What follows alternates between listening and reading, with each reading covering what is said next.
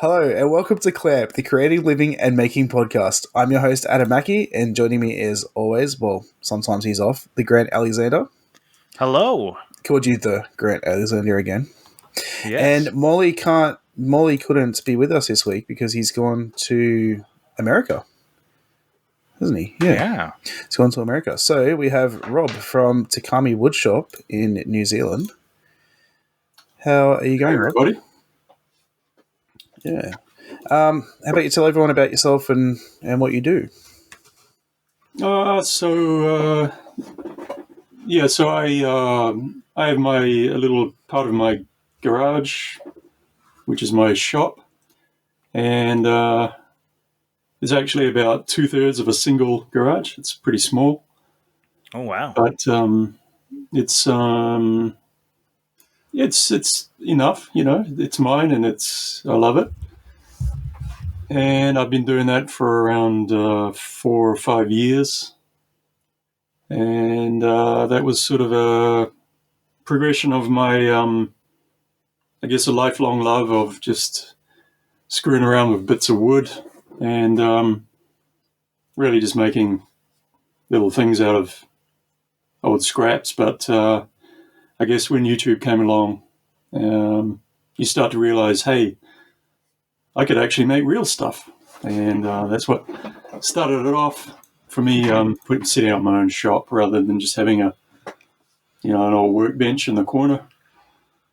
And so now I've been on YouTube for about 3 or 4 years as well. And Nice. Love it. Yeah. I've been enjoying YouTube a lot. It sort of gives you that excuse of like being able to make things and have a reason for it, which I find really good. So, yeah. In saying that, then, what have you been working on the last week or so? So starting last summer, I built a couple of fences and a privacy screen at the back of our property, and I had a whole lot of offcuts from these fence panels. So I ended up with kind of, I guess, about a foot long panels, which just last weekend I made a planter box with some of them and some Quila, which, Adam, you guys call it Merbo, I think. Merbo, yep. It's a tropical hardwood from, I think it's from, where's that from, Adam? North Queensland and Queensland, Papua New Guinea. Yeah, up the sort of top of Australia. Papua New Guinea is just off the top of Australia, so up there. I just got a big pile of scrap of that for my mate when I was helping him move because they built their deck out of it, and there was all this leftovers. I love the fact that you guys use hardwood for your decks and fences. We don't normally. Like a deck's only made out of pine, and then they spent $13,000 on this deck. Like it wasn't. Yeah. But I get, but nobody does that here. Nobody does. Like the big thing is to use cedar, right? And cedar's still just another hardwood or softwood. And when you don't like, I don't know. Anyways, I just think it's cool that you guys make, because you can go find old fences and actually use them. Actually, Quila or Merbo, it could actually be a softwood technically. I'm not sure. Really? It's not that expensive, is it? A lot of our pallets are Merbo as well. Yeah. It's actually one of the cheaper, nice woods. It's a dark wood. Yeah. Really, really rich. It's like our version of walnut, nice and cheap. I've actually found it cheaper than pine at some places. So, yeah. Well, I've been working on some YouTube videos, CNC YouTube videos, which have been doing really well. I don't want to become a CNC channel, but I kind of do because I'm almost going up 70 subscribers in the last week. Like Nice. I started out at the beginning of last week at 428 subscribers, and I'm almost at 500, which is amazing. Like I always I don't know why lately I've been thinking like I'm never going to hit that 500. I'm never going to get anywhere, and then all of a sudden I've just sort of blown up. Like I'm just constantly getting notifications and new subscribers, and that's really exciting. But I do want to work on other videos as well, like not just CNC videos. Although I'm editing another CNC video right now as well. But I don't know. I'm kind of enjoying the style of doing some work on the computer, showing how to do that, and then moving into like real life. Which I find it's been different type of editing and stuff, and it's been really cool. So yeah, that's pretty much all I've been I don't think I've watched the spoil board video yet, but I watched the tramming video, and you did a real good job explaining it. I felt like the biggest dickhead while I was doing it. I'm like, because I'm not used to. I don't really make videos of how to. I'm like, this is what I'm doing. Like, I'm just explaining what I'm doing. And to actually try and, like, be a teacher was just really daunting and weird. And I'm like, this is such a stupid video. Like, it's, like, no one's... And, like, every single person that's watched it is like, what a great video. Like, you know, so easy to follow and all this. And I'm like, I didn't feel like that when I was editing it and stuff. But, hey, they've both got lots of good feedback. So, yeah. Oh. I know how you feel. It kind of feels like you're scamming someone when you've watched a video learning how to do something and then you're making a video telling people how to do it. Well, the whole reason why I made the tramming video is because I made it specific for my CNC. There's a few videos on YouTube on how to tram our CNC, but not specifically my one. And the Facebook group I'm in every day was getting questions of like, how do I tram my CNC? And now everyone just goes to the video now. So it's really helpful. Yeah, the guy that owns the company is like, I'll send you some bits and stuff and stuff, like compensate me. I said, don't worry about it, but you know, just really good company and stuff. Sweet. Yeah. Grant, what have you been working on? Well, for the viewers out there, I know I talked about it last week. I removed the bookshelf that used to be over my shoulder. And now it's in my son's room. Well, my son's soon-to-be room, his big boy room that he hasn't moved into yet. But I did the video. I was like, is there something we don't know? Like, soon-to-be son's room. I'm like, wait, you know the sex? Well, you probably do. It's gonna. I do. Have you told us? I said it. Yes. Oh, okay. Oh. Yeah, I'm having another boy. Anyways, my son's going to be moving out of the current room he's in because it's like he's got a crib in there and stuff. Yeah, like, we did the same thing. So he's going to be moving into the other room, and we're setting it up. So I redid this bookshelf that was made by my wife's grandfather when she was a kid, and you know, I don't know. It was a lot of fun. It was super like simple project, and put it all together. And Reddit is pretty divided on whether or not they like it, because every time I get an upvote, I also get a downvote. So, and every positive comment is a comment about how much they liked it before it was painted. And I just go, well, it's not your bookshelf, so screw off. I don't know. Yeah, the thing is like that you've made it more modern, and some people don't like modern, so I don't know. I don't really care what they think. I just go like, they're clearly a bit on top. Yeah. A lot of people liked that, and they said like that was like the unique piece of this, and I was like, right. And it was very like somebody said, I liked the frilly bit on top. You should have kept it. And I was like, it's for my son. He doesn't want a frilly thing on his bookshelf. Like you just said in your comment why it's not there. Exactly. Yeah. Well, and that's exactly why like, when I talk. Exactly. Yeah. But I get they want to help. If you want to give some constructive criticism, great.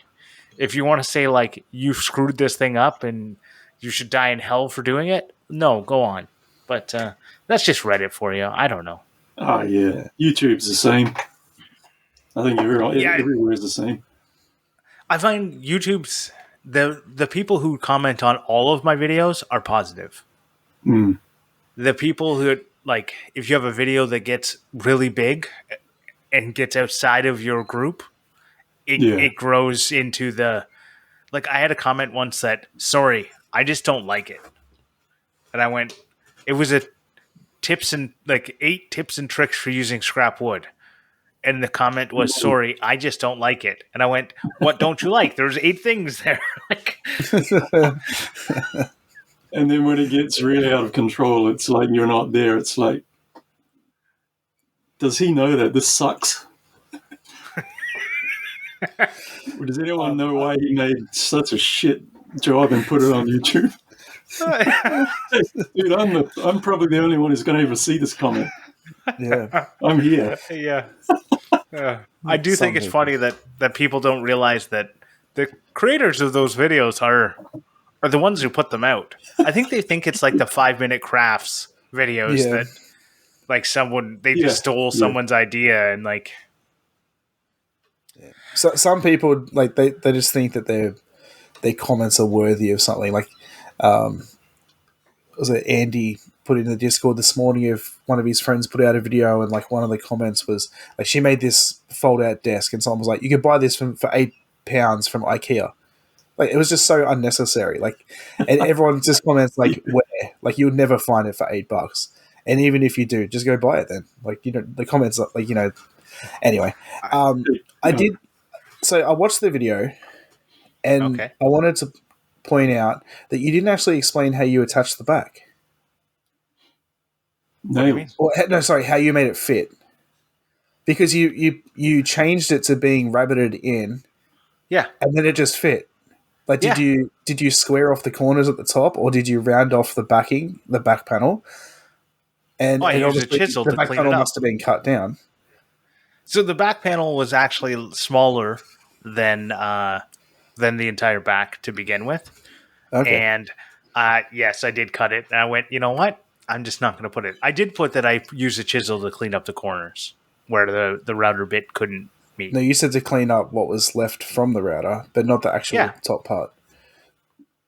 Well, that's where the router bit couldn't meet, so I used the chisel. But yes, I agree. I did cut it down, and I didn't show that because I did a really bad job cutting it.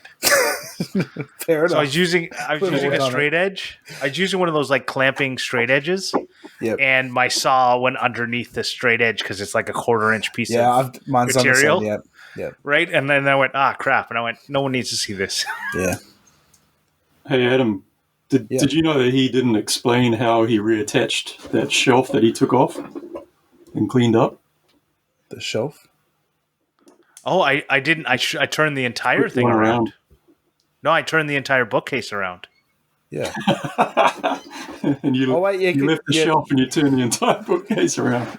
Yeah. That's right. The trimming, you didn't put the trimming back on, Yeah. No, so I took the front trim off. Yeah. I just literally rotated the bookshelf 180 degrees, the entire thing, all together, and then put on the face frame to get rid of the rabbit on the back. Yeah, and then you made a joke saying that you replaced it with another rabbit. Was that for real? The rabbits had eaten away on that board. Yes, my wife used to breed Angora rabbits, and you basically, because rabbits, their teeth continually grow their entire life, so they have to chew on things.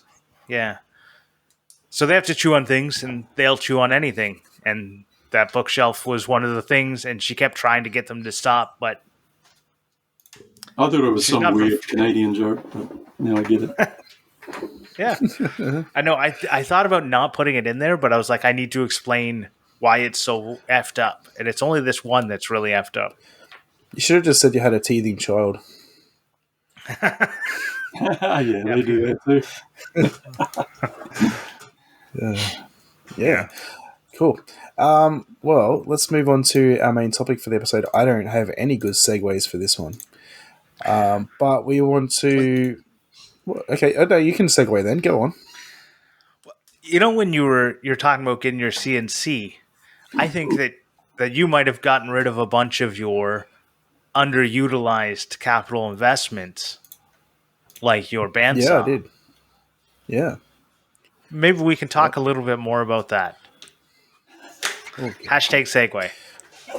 I just needed to make space. The end. No.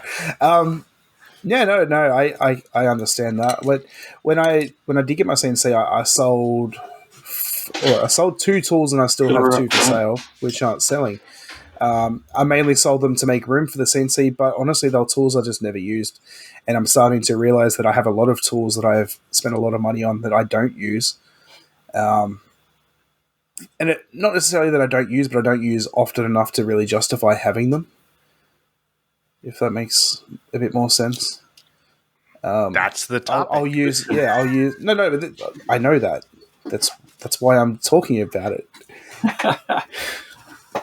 But there are tools that I'll use maybe like twice a year, which really I probably shouldn't have bought to begin with. But, you get in that hype of like, I want this tool and I want, I'm going to use it all the time, and then you just never do.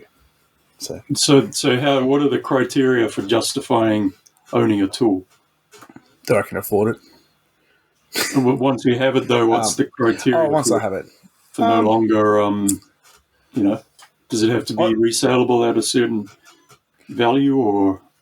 I don't think so. I say like these tools I use maybe twice a year. I'm still not going to sell them.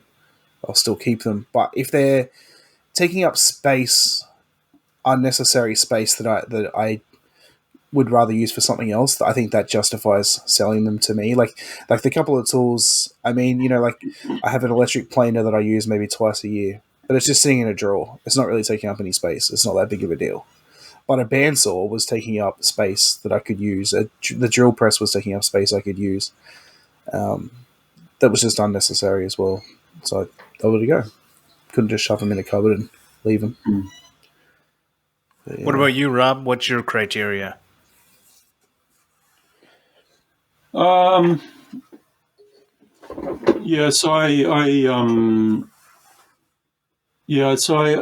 have a bandsaw as well that I bought like a couple of years ago now. I had a whole lot of projects that I wanted to do with it, and I haven't done them. I haven't done any of the things that I wanted to do, which were the reason I bought the saw in the first place. And that's what got me on the idea of this topic. It's like, damn, I spent like $1,000 on that thing nearly. And was it the right decision to buy that bandsaw, since I haven't really used it? And then I went out and bought a whole bunch of blades for it, which they're still in the packs. It's just piling up and this is the idea of capital, being tied up for no return. Mm-hmm. I guess it's something I think about a bit because I have a mortgage, like most people, I guess. And you always think, shit, that $1,000 on the mortgage over 30 years, that could be worth like $3,000. Right. And, or even if you bought it with a credit card, which lots of people buy tools on credit, the amount of money you just paid for it is substantial, and then you pay interest on it 20% a year or whatever it is. Mm-hmm.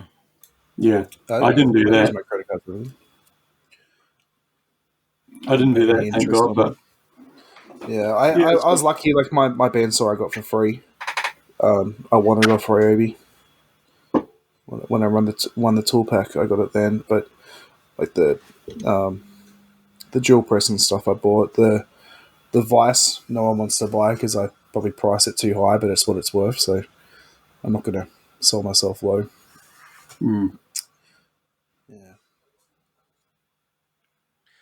Yeah, so sometimes I just think about the whole workshop and whether whether it's a good idea to have it or not.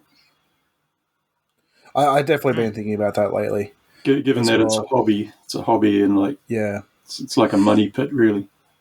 It really is, and it takes a lot from BMW. takes a lot from life and everything. It's something that people that do what we do that don't have families, and like nothing against those people, but like they don't realize how hard it is, like trying to do what we do with kids. Like my wife resents me when that's a strong word, I shouldn't say that, but like my wife gets annoyed if I want to go in the shop instead of playing with the kids and stuff and all that sort of stuff. And it's hard, and it has really got me thinking a lot lately of like, do I really want to keep doing this? Like, I like the whole YouTube thing, but is it really worth taking away from the freedom that I could have? Like, I kind of just filling my life with taking up all my free time with something else. I haven't worked out for like 4 months now because every time I get spare time, I want to be in the shop. And your kids are young though, right? yeah, I have a 5-year-old and a 1-year-old. But even like the brakes on my car, I've been meaning to replace for a couple of months, and like I haven't done it because every time I have spare time, I'm in the shop. So I've definitely been thinking about that a lot lately. It definitely gets easier when your kids get older. Like mine are For sure, in their teens, and they don't want to hang out all the time and kick balls around and stuff. So the time's not such a factor, but it's like pouring money into it is kind of money's a thing you need to watch, I think. Yeah. Go on. I think about this a lot as well, about capital investment for sure is something that I think about, but it's also the amount of time I spend. And I think about it like, if I could just get ahead, then later I'll be able to relax. But I know myself, and I know I won't be happy. If I sell my shop, I'll just find a different hobby that will take up my time. Precisely. So it's not I won't feel, at least this one, I'm productive. This hobby, like I used to make scale models of cars. At the end of it, I have a thing that sits on the shelf, which I think is really cool, and they look nice, but there's zero productive function of that. So, even if you wanted it to be, right. So at least with the workshop that I have, I make productive things for my family. Yeah. Right. Like I know this desk over here on my other shoulder was refinished. It's my my grandmother's desk, was handed down through my mother. They paid a lot of money for someone to refinish this, and they did a crappy job. Yep. And I think a lot of why I have capital investments in stuff that I probably shouldn't has to do with I don't trust anyone else but myself to do things. Yeah. So, as I said, we helped our friends move into this brand new house. Like, it's just been built. And I'm walking around the house and I'm like, you can just tell the difference between a tradie and a woodworker. Like you go into their walk-in closet and it's like you can see the seams between where they've just cut 2 boards and put them on top of the shelves to like make the full thing. And I was like, if that was me, like that would be hidden. You wouldn't see these stupid little seams everywhere and all these different things that would be hidden that you don't see. When I made when I did the van conversion, I used pocket holes to attach the bed to the ground so you don't see brackets on the outside and stuff because, I try to hide as much as I can. And it's just very interesting to see how different that is. And that's why I have built my shop the way it is because I want to make that sort of thing. If that makes sense. Yeah. Like especially with YouTube, like I could guarantee if I hadn't started YouTube, my shop would look nothing like it does now. I wouldn't have a workbench. I wouldn't have a miter saw station and all these other things. I'd probably just have the tools chucked in a box somewhere. Yeah. So one other thing one way to justify spending money on the shop is that I used to smoke, and pretty much around the time when I started getting into woodworking and wanted to buy tools, it was like, okay, I don't have the money for tools, but if I just don't buy, I used to smoke cigars. If I just don't buy cigars, then I have the money. It was like magic, and then as a result, I just quit smoking altogether. Yeah, I did the exact same thing. I used to smoke half a pack of cigarettes a day, Mm. and they were about, at the time, $10 a day, or $10 to $14 a pack. And I quit, and it's around the same time that I started spending all those extra 5 minutes I get instead of smoking. I try and do something productive. Yeah. So there is that benefit. It's Imagine how many tools you could have if you stopped drinking. and stop having kids. The kids seem cheap compared to my drinking. Yeah, kids. Everyone complains kids are expensive. They're really not. Like, I mean, they are in a sense, but like, it's spread out. You know, like it's not like you. I'm not struggling week to week trying to feed my kids. It's not that bad. Well, you have a good job. There's lots of people struggling, so I don't want to put that out there.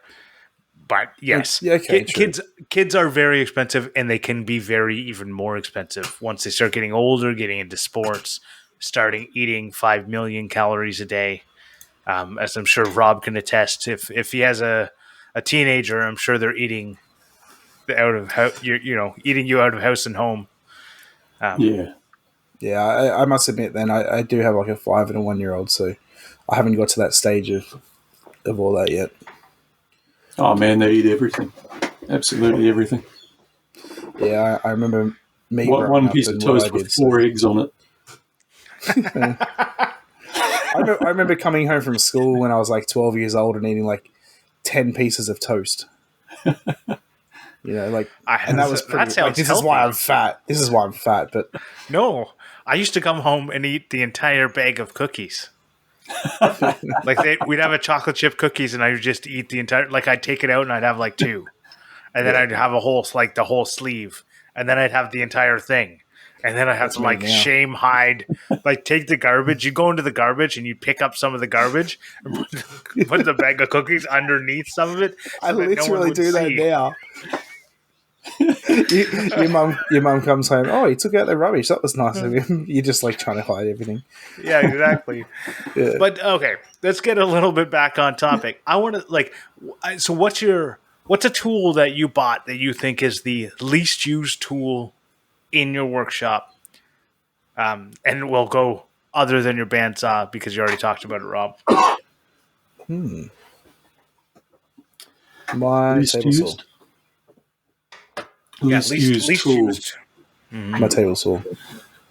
I had a grinder, like a grinder, and the one with the polishing wheel on one side and the grinding wheel on the other side. Mm-hmm. Yeah, bench grinder, and I never used it. One reason was it was kind of broken. You had to spin it up manually to get it working. It wasn't nice to use. It doesn't sound like a capital, and I didn't really want it anyway. It doesn't sound like a capital. No, it was given to me. It was flood damage. I've had two. I've had 2 different bench grinders and the same thing. I hardly ever used them. So I got rid of it. I just got rid of it. It was taking up space, and I got rid of it. I had a bandsaw that it was one of those real old school ones with the cast iron kind of C-shaped spine with the wheels on the. It's probably like, I don't know, 80 years old or something. I just got rid of it. I was going to restore it and do, make it all nice and new and shiny, but it was only a 10-inch bandsaw anyway, so. Yeah. It's funny. I always think about getting a second bandsaw. And then I realize how much I don't use my first one. I use it a lot, but I definitely don't use it enough for 2 bandsaws worth. But anytime I have to change the blade, I go, I really wish I had a small one for these small blades and the big one for, the big blades. But so when I think about changing blades ain't good times. Yeah, when I think about my underutilized capital, is I think about stuff like I bought a tool called a nut buster.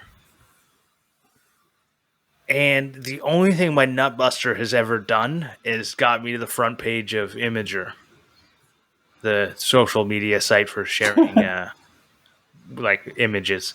You're talking about nut busting on episode 69 of the podcast. Good one. Yeah, so I bought that. I never really used it. I took a picture of it because I thought it was funny, and now it's extra funny because it's 69. Nice. But that's the thing. That's the thing. It looks like what like modern cars have for a tow hook, right? With then like a nut that you tighten. Yeah, they have like it looks like a little circle and like a pointy bit A that's like pointy like hardened bolt steel. through it. Yeah. Yeah. Yeah. Mm-hmm. Yeah. It wasn't very much money, but I buy little tools like that all the time that I never use. Like I've that I'm sure you've seen the videos on Facebook, the ads of like the like put it up against the like your trim and it holds the shape of your trim. Yeah. Oh, yeah. Right. So I've got 2 of those. I've tried to use them like 2 or 3 times and they just like weren't big enough, weren't like the like fingers weren't long enough, so it didn't quite get the profile I needed. So I went, I'll just make a piece of cardboard and do it a different way. That's a waste of space in my. So I never think about capital. I almost always think about space. It's always a waste of space to me. Yeah, same.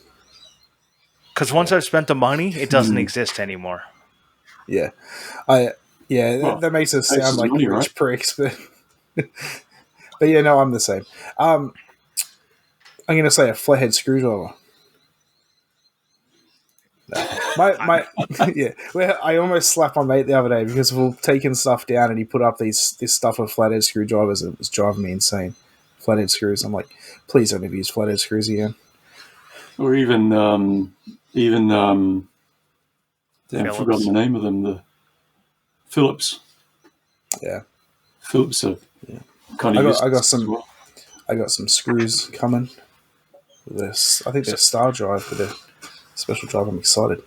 Talks. I take my Phillips and when I get them, and like anytime anything comes with Phillips, unless they're color matched, I throw them in the garbage.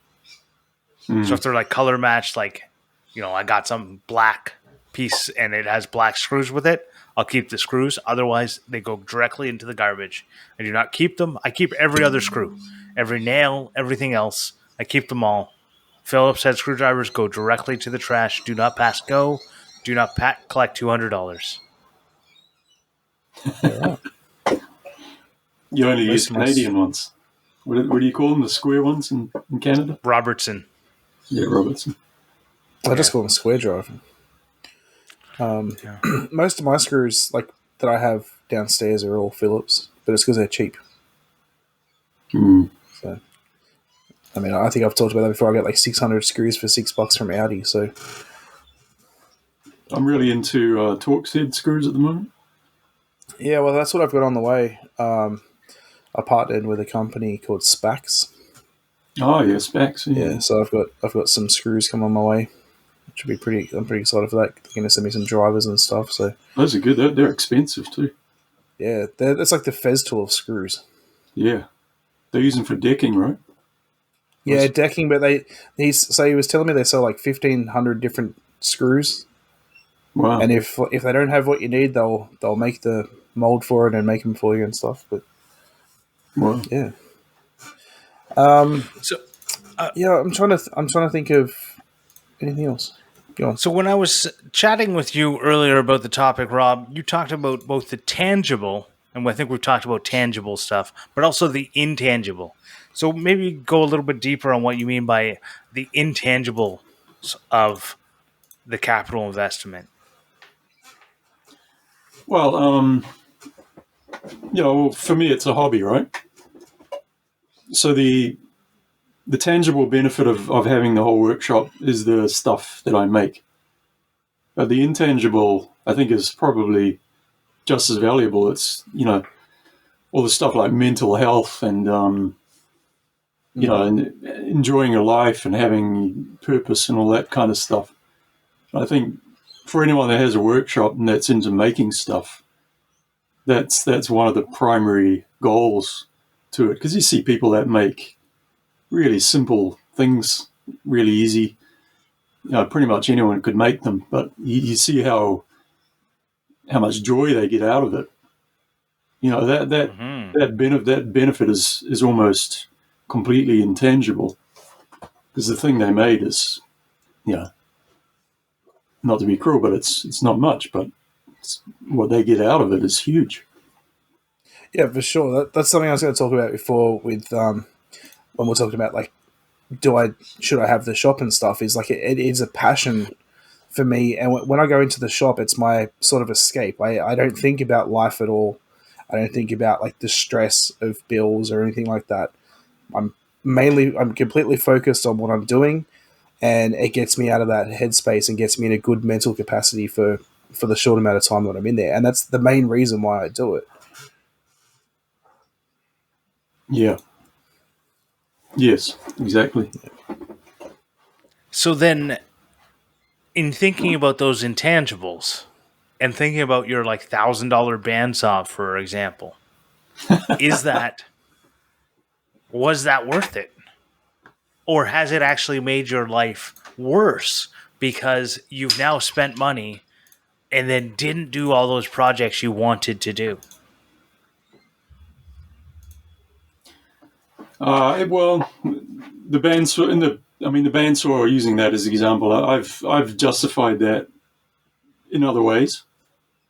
So I do use it. Obviously, I use it for some things. It's kind of underutilized. I mean, I could do more curvy shit, and other people use bandsaws in the way that I use my table saw. Maybe I could use the bandsaw more, and but another intangible thing, just owning a bandsaw is, it's like owning 3 BMWs, right? Hey, You own it because you can. I'm down to 2. Oh, 2. And soon to be 1. Oh man, that's lame. I know. Hey, you're down to 0. I'm down to 0, but I have a big bandsaw. Right. I used to have 5. I used to have 5 BMWs. Oh shit. And I'm going to be down to 1. So I my life is pretty much nothing. I had 2 for about a month. But okay, so I think about it, these intangibles. So my son was out at the park with a friend of his, and the pedal fell off of my son's friend's bicycle, and the mother was trying to fix the pedal and just like screw it back on. And because he had fell off while he was driving it, the threads were completely effed up. And I looked at it and I went, like, you're not going to be able to screw this back in, right? Like, you're going to have to chase it down with a tap. No, with a die, sorry, because it was the threads. Yeah. And I said, like, I can't do it at the park, but I can take it back to my shop, and I have tools, and I can chase it down. I've got I think, looking at it at the park, I was like, I'm pretty sure I have the right, tap and die set to fix this, and so that it'll go back together, and then I'll throw some Loctite on it, because she's like, yeah, the pedals fall off like once a week. I'm like, the pedals fall off on your son's bicycle once a week, and all you guys do is like finger tight them together, and I'm like, well, that's why they fall off. Anyways, but this is the kind of thing where, so I took her son's bicycle, I took it back to my garage, I threaded, I did a tap and die, like I did both things so that it would thread all nicely together. I put Loctite on it, and then I started looking over the bicycle, and the brakes were all screwed up, and everything was loose, and like all of the like adjustment points weren't tightened up. And I just went like, this is why I have a workshop, is because I can't be that to the park and bring them home. No, I can't I don't know how I couldn't let my son go out there on a bicycle that was like literally falling apart every time you used it. Like, and I wouldn't want to be on a bicycle that way. I wouldn't want to be on my car that way, even though my BMW station wagon, I do need to about once a week turn off the engine while I'm driving and turn it back on, because it goes into some sort of mode where it only fires on like 3 cylinders. Hey, do you guys have the phenomenon where you have all of the capability to improve the situation, but your home has repairs that just never get done? Mm-hmm. Your kid's bicycle has pedals falling off, but you go and fix some lady's kid's bike at the park, or yep, yeah, it's how to start a fight 101. I've like So three cupboard doors falling off in the house. Yeah. Like, nah, I'll just go and make some shit in the workshop that I don't need.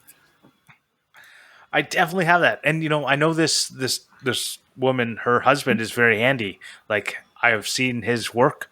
He's doing stuff in his house all the time, but it's exactly that. It's you only have so much time in your day, and you generally spend it for some reason either making something stupid or helping someone else make something stupid. Right? Like, I don't know what it is. Like, you're just so much more interested in, I don't know, making silly things. Yeah. But I think that's the intangible. That's the beauty of it. It's just wherever your mind takes you. It's funny when you see like someone's like, "Oh, you're so lucky. Your husband's so handy and so good at doing stuff." Little do they know. My wife's always asking me to make things. Yeah. And I'm like, yeah, nah. Yeah, my wife asked me to make things. I'm like, Brilliant. if I can make a YouTube video out of it, I will. And even then, probably not. Yeah. Yeah. Yeah. Well, I mean, like we just made this deck, and I planned on making a YouTube video. I'm like, yeah, no, I really can't be bothered. So, Yeah. all right. Well, yeah, no, keep going. We're still a little bit of time. all right. Well, I was going to say, when I think about these things, I think about, should I sell some of my tools? Because a lot of tools that I have are easily rentable or like loanable from the local hardware stores or the local auto parts stores. Cause I got like car mechanics tools. Like, I have like a compression tester. Do I need a compression tester? Probably not. I can go to the auto parts store and for free ask them, "Hey, can I have your compression tester?" And they'll say, "Yes, you can. Just give me your credit card in case you don't come back with it. And if you come back within 24 hours, it was free." Damn, nice Wow. Canada. Right. So why do I own that tool? And I know why I own that tool. Because at midnight, the store isn't open. But do you guys ever think about selling stuff because it's readily available and you're not using it enough? Nah, well, I don't really have anything that's readily available. To be honest, like there's not really many places around here you can hire tools. I remember when I first needed a thicknesser, I could not find anywhere to hire a thicknesser. And it was driving me insane.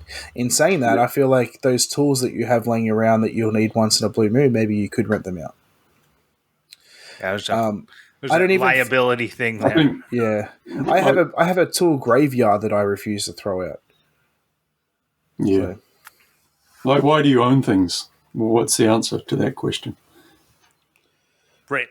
So when I was thinking about this topic, it's exactly what I was thinking about was, why don't I sell my house and just rent one?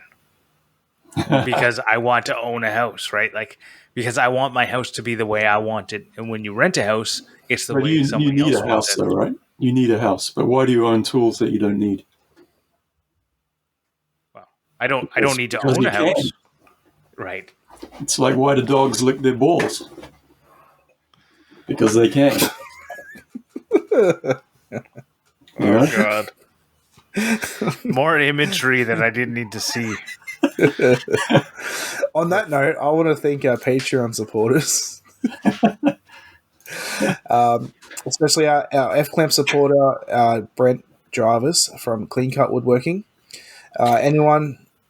Yeah, sorry. Just to say something, Brent is currently dealing with the hurricane down in New Orleans, Louisiana. Yes. So I hope everything out there is okay, and anyone else who's a listener who's dealing with that hurricane, I hope you're staying safe. And if you needed to evacuate, I hope you did, and I hope you return to a shop that isn't flooded and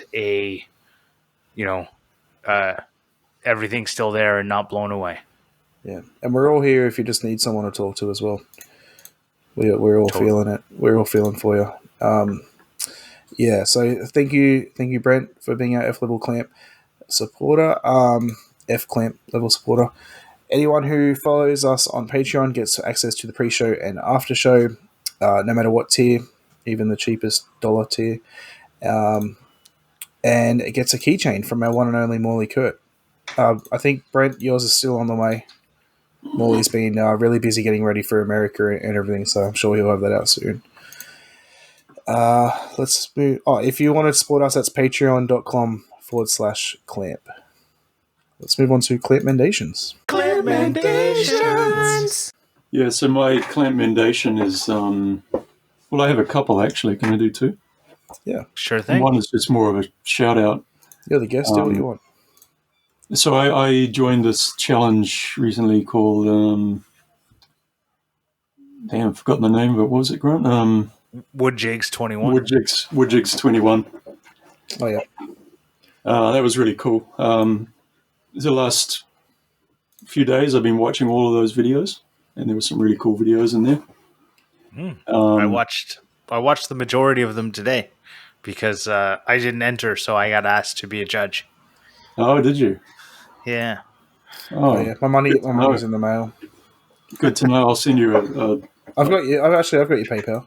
I'll send you something. I'll send you my bank account number. All right. Just like you sent me your BMW wagon. You were supposed to come pick that up. Oh, right. During lockdown. Yeah, well, yeah. So I'd recommend go check out that hashtag. And but the other one I watched recently is on Netflix. It's a cool series called. It's in Canada, Vancouver Island, Big Timber. It's called, and that was that was really interesting. The cedar that we were talking about before, that you guys use for your decks, that's actually it's imported from Canada for us, which is halfway across the world. So it's quite expensive, and it's quite a exclusive timber for your cladding or whatever, your garage door or whatever you use it for. So it was just really interesting to see the origins of how that stuff's grown and felled and milled and everything. Yeah, I'll cool have to series. check that out. Big Timber. Big Timber. It's my clamp. I gotta say, we talked a lot about dicks today. I don't know why you guys kept saying that. Well, that was out of the blue. Yeah. Well, you mentioned it. You said that's where you make your Okay. You're doing a Kiwi accent thing. Nice. So funny. Nice. Yeah. Great, you can go next because the big guy's out the front, and I'm going to mute. All right. Well, my commendation of the week is going to go out to Brett McAfee from Skull and Spade 13. He did a cymbal sync. So he took a cymbal from a guitar, or not a guitar. Jesus Christ, what's wrong with me, Grant? From a drum set and turned it into a sync. And I just thought it was a really cool idea. Basically, for anyone who's a drummer or into music, I thought it was a really cool idea of utilizing one of those cymbals as an actual furniture piece. And the way he shows, how he did it. Obviously, he's got some blacksmithing experience, so don't think that you can, start your blacksmithing career on a cymbal sync. But I thought it was really cool. So shout out to him. Yeah, that looks awesome. It is cool. Yeah. Well, my Clampmendation this week is going to be a game. I've been really getting into Grand Theft Auto roleplay. So it's like modded Grand Theft Auto on the computer. And the server I play on is Australian. So all the cop cars are like Australian cop cars and everything, but they're real people. So if you run a red light, they'll actually pull you over like a real person. And then you have to actually talk to them like with microphones and stuff. So it's been really fun. Like actually, like it's like real life in GTA. It's pretty cool. That sounds interesting. If you get shot, you got to wait for paramedics who are all real people as well and stuff. We had to ban our kids from that game. Oh, yeah. Really? All right. Wow, that sounds like a fun game. Yeah, it's really fun. Actually, in saying that, I might expand on that. One of the sidemen, his name is Zerka. He's got a full 60 video long playlist of GTA roleplay. So if you want to see what it's all about, that's a really good videos to look at. So Cool. we'll have those. So at least you have something to see what I'm talking about. Now, usually we would move on to reviews, but we don't have one this week. And Grant has decided to do a Canadian word of the week. If you don't know, usually if we don't have a review, we do an Australian word of the week. So I'm interested to see how this is going to go.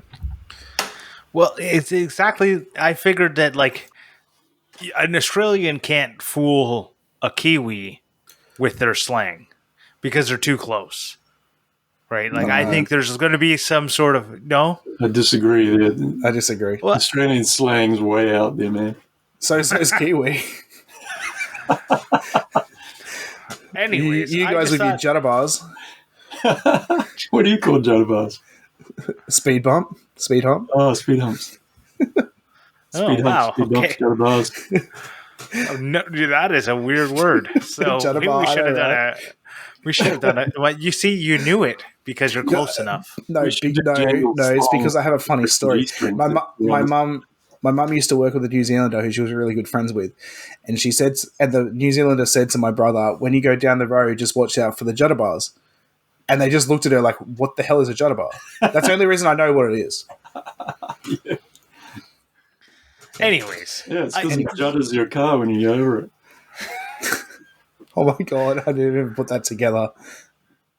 I put that together once I heard what the word was. But that's, well, Adam. You're Adam. So, yes, I'm going to do... No, I said Adam.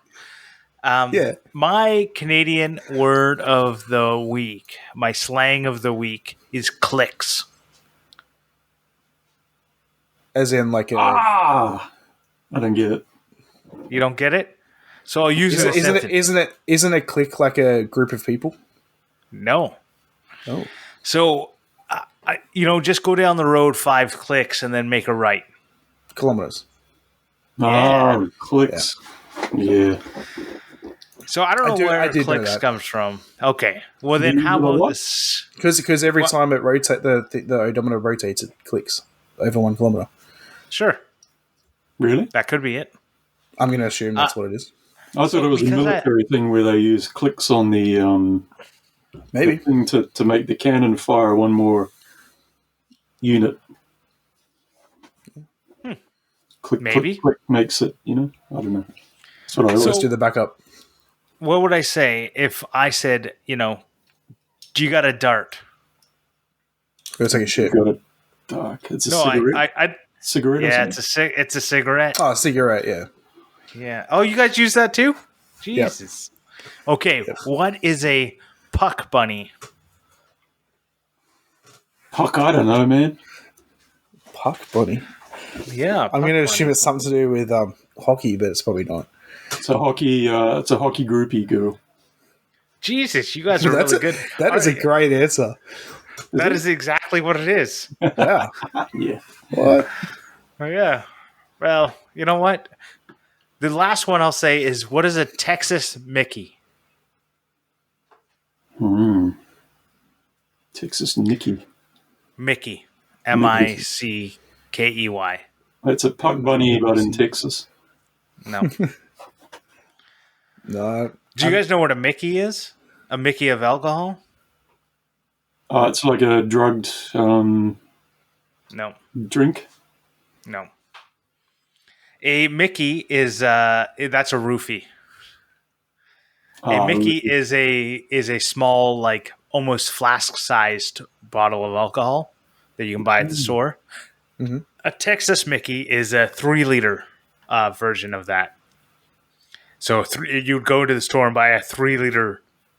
I have a 3-liter blue label downstairs. Yeah, exactly. That's a Texas Mickey in Canada. Yeah, right. That's what we call them. Do you know what a schooner and a middy is? Yeah. A schooner is a sailboat. Oh, wow. You actually don't know what a schooner is. A schooner is a sailboat, yes. Is there something else? You go to Australia and try and buy beer, and you get all of this terminology you've never heard. Hang on. You actually don't know what a schooner or a midi is, No.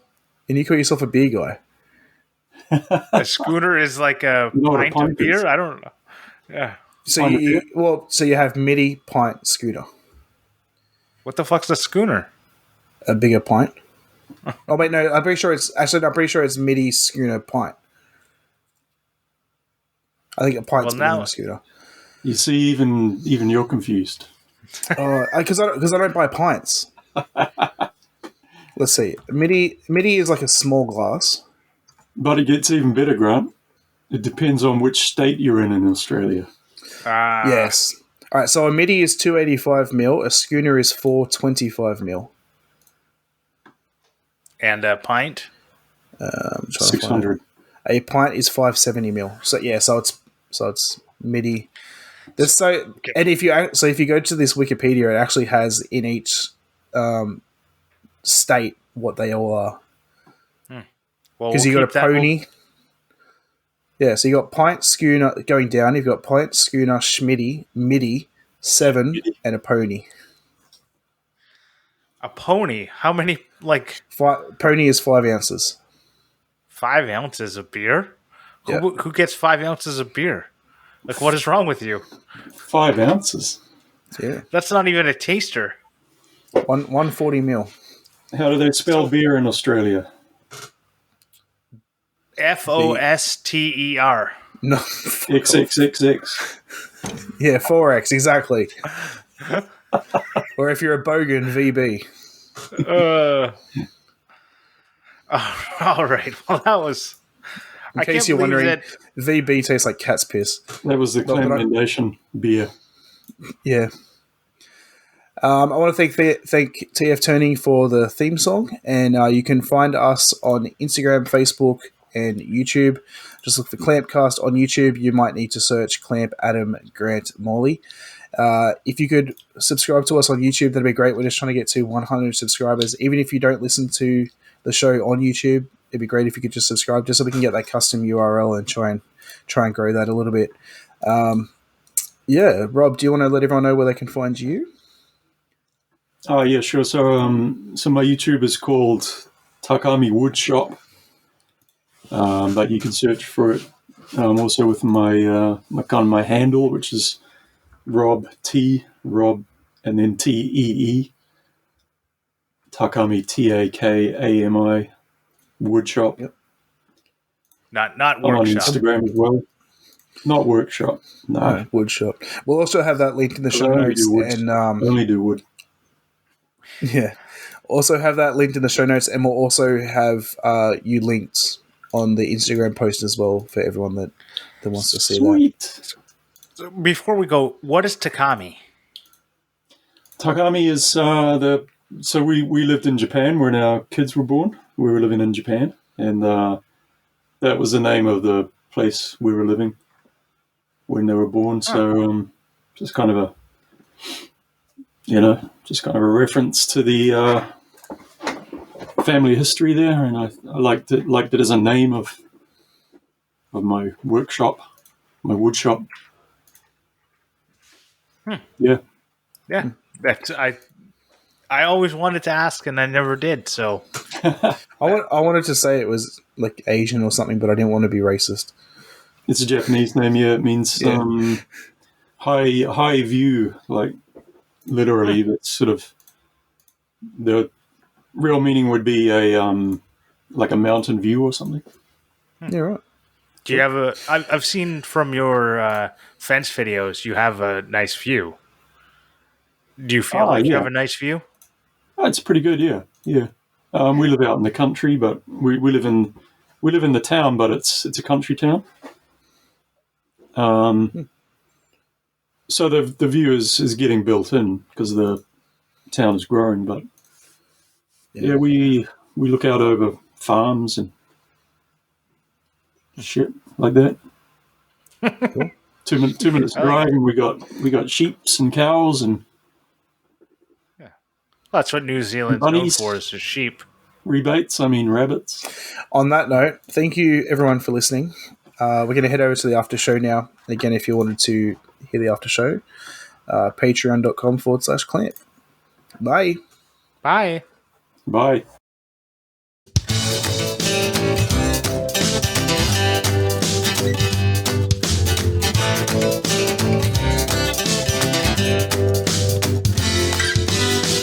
You know it's episode 69? Yeah. Just had to point that out. Maybe you should jump. That's the bonus content for this episode.